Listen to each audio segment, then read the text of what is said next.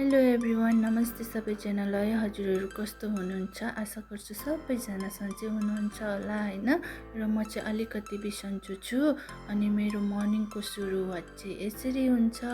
म चाहिँ बिहान उठेर चाहिँ बेडमै बसेर अलिकति जिउहरू तन्काउने गर्छु। किन भन्दाखेरि तपाईहरूलाई कस्तो हुन्छ उठ्नु बित्तिकै हैन, तर मलाई चाहिँ उठ्नु बित्तिकै एकदमै अल्छी खालके भइरहेको हुन्छ जिउहरू पुरा हैन।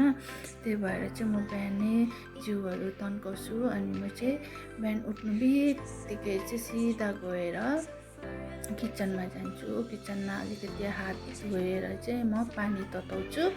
पानी तताएर चाहिँ ब्रस गर्नपट्टि लागेँ म। अनि ब्रस गरिसकेर यहाँनिर मुखहरू पुसपास पारेँ। अन्त त्यहाँदेखिको अब चाहिँ म के गर्छु भन्दाखेरि चाहिँ अलिकति स्किन केयर गर्नुपर्ने हुन्छ।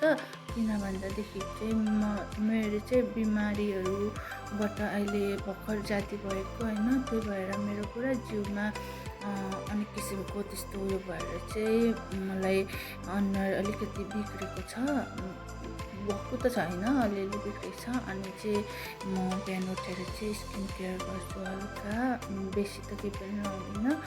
टोनर, मोइस्चराइजर अनि सनस्क्रिन चाहिँ लगाउँछु। अनि मेरो चाहिँ यहाँनिर पिम्पल्स निस्किरहेको थियो, मैले देखाउँदैछु तपाईँहरूलाई। अनि लिप बाम पनि जरुरी छ किनभने ओठ कक्क भइरहेको हुन्छ नि त। अन्त लिप बाम लगाइसकेर चाहिँ म चाहिँ अघि तताएको पानी चाहिँ अब चाहिँ पिउँछु। यसमा चाहिँ मैले अरूहरू पनि हालेको छु के त्यही भएर पुरा कडुवा हुन्छ क्या, मिठो हुँदैन, मलाई चाहिँ मनै पर्दैन।